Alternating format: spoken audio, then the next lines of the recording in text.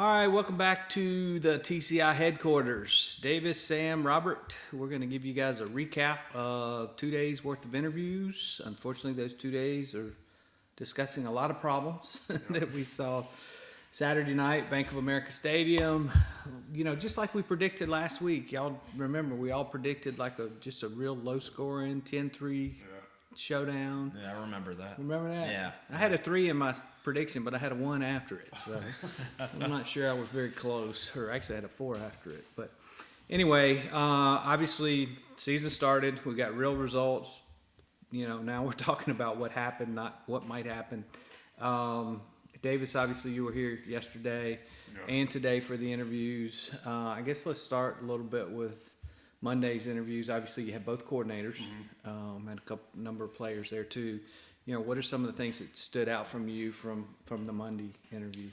One of the biggest things to me was the fact that Tony Elliott sort of echoed Dabo's sentiment in saying that we abandoned the run too quick, against Georgia. And, it's not necessarily that they were going to run for a ton of yards against Georgia, because nobody's going to run for a ton of yards against Georgia. But when your running backs combined for like 10 carries, I mean, you're not even showing it. You're not even giving a look. And so I think Georgia just got in a situation where they weren't worried about Clemson's run game, just pinned their ears back and made Clemson one-dimensional. And it's going to be hard to do that against any defense, let alone one of the best in the country in Georgia. And it's going to be interesting to see what they do against South Carolina State, because I think we all know that this isn't necessarily about South Carolina State, because Clemson's going to win this game, and barring a just absolute disaster, they're going to win it pretty convincingly. But I don't know if I'm Dabo Swinney and Tony Elliott, I'm challenging this offensive line and these running backs. Like, hey man, we're going to run the ball 50 times, and because we got to. It's about the rest of the schedule, because Clemson's probably more talented than most of their ACC opponents are. Probably going to win. After what we saw this weekend. Yeah. Probably so. Probably going to win. You think they would win most of those games, but I do think, because this was an issue last year, obviously. If they're not able to get some semblance of a running game, and particularly with some, not only some new starters on the offensive line, but guys like Matt Bockhorst and Jordan McFadden moving around, playing different positions, get some of those guys more comfortable and get these backs in a rhythm, It's easy for any defense to defend you, and some of these games that you think Clemson might go in here and blow some of these teams out in ACC play, wouldn't be surprised if some of those games turn into 4-quarter games if you can't do more than just throw. And passing game's probably the strength, but if that's all that defenses have to worry about, it's going to be a problem. So it's interesting that both everybody we've talked to pretty much this week has been like, we abandoned that too quickly. We've got to stick with that a little bit more. And even if they're not running for 200, 250 yards a game, at least make the defenses think about something else and implement some different aspects of it. Well, and he emphasized too when they got down there on the 5-yard line with that one drive where they did end up scoring. He said, "Gosh, if we should have run it on first down." That was the drive where they had put Lynn J. Dixon in. They found a little bit of running game with him getting wide a couple of times. We didn't find out until Sunday night that Lynn J. was not available in the first half because of team rules. We'll leave it at that. But they definitely looked better that series with Lynn J. in there. But they get down to the 5 and it's pass, and they obviously end up having to kick the field goal. Another thing I noticed, and we'll get back to Monday here in a second, on that drive, that was also when they took Marcus Tate out and they put Paul T.O. in. I actually happened to be walking down the sidelines right before that drive and saw them telling Paul that he was getting ready to go in. He was getting love from some of his teammates. But definitely struggles in the run game. What are some of the other things that stood out to you from what Venables? Obviously, Venables was pleased, but he also, of course, still saw some things. They couldn't get that final stop to give the ball back to Clemson to give them a chance to try to win. I wasn't there for Venables, so I don't really know everything that he said. I wasn't up there for that. Okay, so well, he didn't listen to that, but I did listen to that. But he had a lot of compliments for his defense, of course, but still said there were things they didn't do that he would like to see them do. Mentioned some coverage things. Mentioned again that they needed to get that final stop. They couldn't get that final stop. We heard some of the players talk about that today as well. So, defense felt good. Offense had a lot of issues. Sam, obviously you were there today. For Dabo, who kind of played off of some of the things we heard yesterday, what are some things that stood out from what you heard today? Well, I think some of the things that kind of stood out was just, for me personally, was Will Shipley. I mean, I sat there and he talked for 15 minutes, and he was a very mature young man. I mean, you wouldn't be able to tell that he was a true freshman the way that he talks. To go back what Davis was saying about the run game, I mean, he had 4 carries for 7 yards, and he was like, that's not good enough. I need to make more of my opportunities. And he wasn't so much trying to blame the offensive line, but he said that there was opportunities, and he's got to make the most of it, and he just kind of didn't take advantage of it. And then they also mentioned that wheel route where he was wide open down the sideline. Yeah.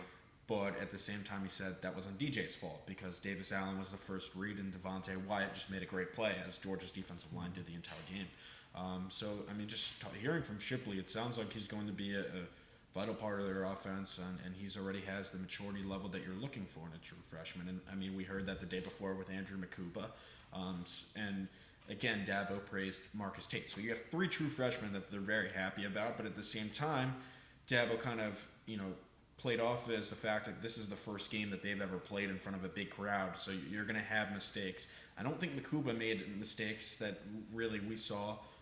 Tate, obviously, there were some things there they want to get cleaned up. Obviously, Shipley wasn't perfect. I don't think any of the backs were. Generally, you can't really grade them off at how they played just because the offensive line, the lack of the carries. But yeah, Shipley had a lot of good things to say. And then another guy that I listened to was Andrew Booth, and Booth was as dominant as we've seen him. I mean, the ball was very rarely thrown his way. He was a short tackler, willing to put his nose in there, and he had a nice shoestring tackle in the open field, and him and Mario, and he mentioned that Brent Venables in the offseason, he challenged both him and Mario Goodrich to kind of be more physical, and I think we saw that. Goodrich had 12 tackles. I think Booth had 7, so almost 20 tackles between those two guys. And coming into the season, cornerback was a position of concern, not because of the capability there, but say a guy like Andrew Booth gets nicked up, or a guy like Mario Goodrich gets nicked up. Who's the next man up? Obviously, Fred Davis wasn't. We don't know. Yeah. Dabo said every player is available, but Fred Davis didn't play. So I don't think Fred Davis. I don't know if Fred Davis was available though. But they were available for one way, but not for another. But there was also a lot of guys that they didn't get in, so they didn't play. Yeah. And Georgia did not have their passing weapons. No, they did not. So Clemson defense. Oh, great, we held them to without a touchdown, et cetera, et cetera. But I don't know that we know a whole lot. Obviously, Clemson had problems against Ohio State in the passing game. Everybody's assuming those problems are fixed after what happened to Georgia. I'm not sure that we've seen that yet. We need to see a team that's got their passing weapons. I agree with you. I think the one weakness for sure is definitely that tight end is covering the tight end. I mean, John Fitzpatrick seemed that he was open on every single play. And I mean, Daniels going into halftime was 13-16 with only 60-something yards, but I mean, he was still being able to complete the ball. He was accurate. I mean, granted, they weren't trying to stretch the football down the field because Clemson's cornerbacks played very well, but they still allowed the openings in the middle of the field. And, that might be the defensive liability, and it's where they've been exposed before. Venables talked about that yesterday. He said, I think it was passes more than, it was like 10 yards or 8 yards. They were like 2 for 10. Georgia was. So they didn't do anything downfield. Yeah, but when they're throwing the tight end under 5 yards. Yeah, a lot of that was because, again, they didn't have their weapons. They didn't have their best tight end, Gilbert. They didn't have their best receivers. And in fact, as I was watching the game on the sidelines, I was like, this Georgia team's not going to be able to move the ball with the receivers they got out there. It was pretty evident early in the first half that Clemson was going to be able to shut down their passing game. Of course, one of the differences is they could actually run the ball. Georgia? Yeah, a little bit. But I mean, the biggest thing coming out of this week is really the self-inflicted wounds that the offense did. I mean, look, Clemson's defense.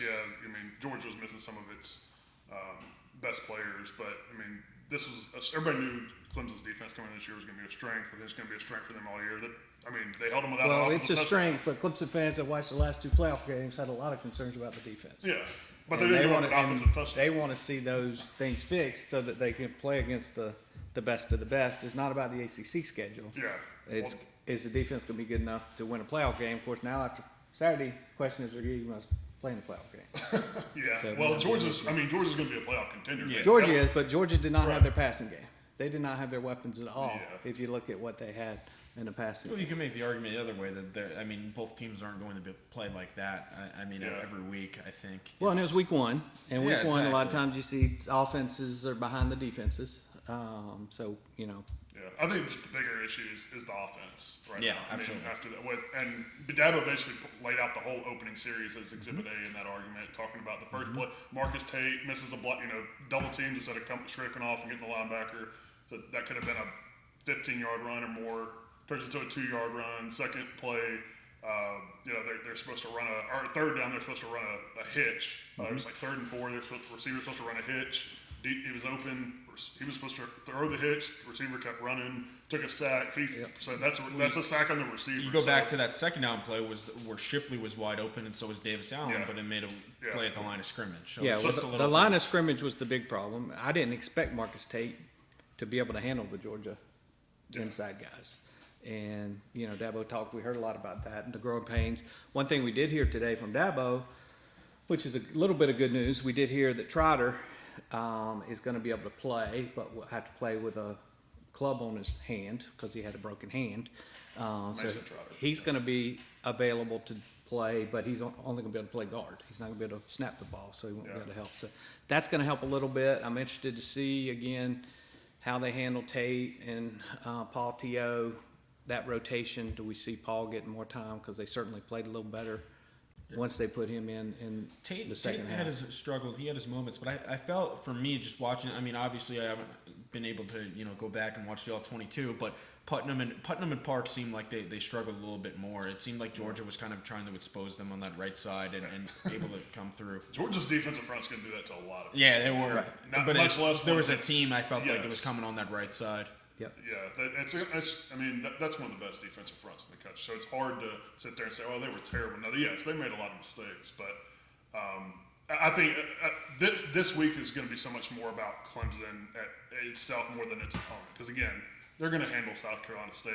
I get the question is, I'll be honestly interested to see if they're up 4 or 5 touchdowns at halftime. Will they still run those ones on offense back out there to just sort of maybe try to get chemistry, cohesion, things like that. I At hope least you to have start more the than third 7 quarter. offensive plays in the first quarter this time. Yeah, but I think that'll be interesting to see. Do they keep those guys out there even if it's a blowout to play the third quarter, just to get some of that chemistry and cohesion and try to just get this group some confidence after what happened? Because with everything everybody knows that Clemson has talent, obviously on the offensive side of the ball. They're capable.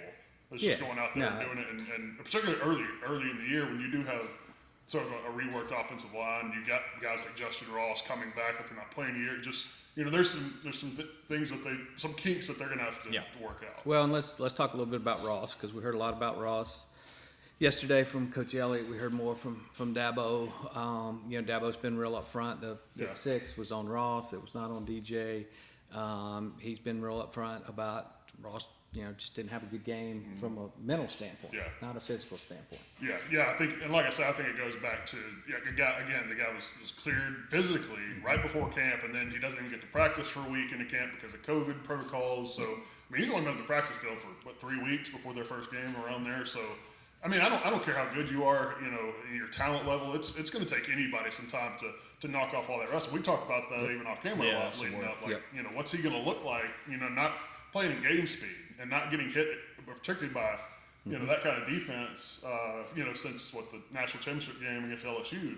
He hadn't played since then. So Dabo said, he's fine. He's mad. He's obviously Which is good. Yeah, he's disappointed. It's a guy that if he's fully healthy, he's got he's a first round talent. Absolutely. If he's playing up to his capabilities. So I'm sure he's taking it hard, but. I sort of like Dabo said today. I expect him to be fine, and what you need is other guys like a Joseph Ngata, the game that he had, takes some pressure off him where he doesn't have to be the go-to guy. Because I'm sure there are going to be defenses that scheme to try to take him out of the game. You're going to have to use other guys. They didn't do anything well offensively, but the thing that kind of befuddled me a little bit is they didn't try and get a Joe involved. It just seemed like that was never there. But he's also somebody who could be an X factor, that matchup nightmare that you're looking for. So it was funny you mentioned that because that was another one of those miscues that Dabo talked about today. He said they had a third down play where Joe was wide open and DJ just dropped the snap. Just destroyed the play before it was started. Lots of problems. A couple other things we should hit on. A couple more injury updates. We actually reported this one Monday night, Dabo talked about it on his radio show, and then talked more about it today. Landon Sanders will be out. That big hit he had messed his shoulder up, so he's going to be out for the season. Obviously, not good news there. They've got some folks. We heard also. I guess it came if it was Dabo or Venables. May have been Dabo Sunday night. I don't remember which interview, but we heard that Sanders was not going to start anyway, even if Turner was healthy. They were going to play Makuba. Yeah. So, Makuba's the guy. We did hear Nolan Turner will be back next week. They will not play him this week against South Carolina State. So E.J. Williams was a piece of good news, which we reported earlier today. Dabo had said that he would be out 4 to 6 weeks, wouldn't be back maybe till right around the bye week. EJ wants to give it a shot, so they were going to roll him out there today and practice with it taped up, the thumb. It needs surgery. Question is, do you do surgery now, have him miss 4 to 5 weeks, or do you wait till after the season? And I guess we'll hear more. I guess we'll figure that out after today, right? Well, we'll probably find that out when Dabo talks to us Wednesday night after practice. We'll find out whether they're gonna give him and if he roll him out or not. If he's uncomfortable, they said they're going to roll Bo Collins in there, right? Well, he'll be one of the backups in there. Yeah, he'll be one of the depth guys. But, I don't know. I guess I'm a little torn on that, whether you go ahead and bite the bullet and do it now, or do you wait till after the season? Rub the dirt on it routine. Yeah, I mean, that's... I can't imagine that. A ligament in your thumb for a receiver is pretty important. I can't imagine that feels too good catching those balls. Not too great. I don't know. I think if I was EJ, I'd go and get that, because you're still going to be back for the stretch run. But anything else you guys want to add about the interviews the last couple of days? I think it's just interesting from DJ's perspective to just sort of owning it. And look, I think it's obviously not one person's fault. But you would like to see that sort of out of the leader of your offense. You just say, hey, this is on me. I've got to play better in order for people around me to play better. Now, I think that works both ways. If you're lining it and blocking and you can't run the ball, you got to have some help. The quarterback's got to have some help too around him. But I mean, I think that's a good thing just to see, your quarterback. Maybe not.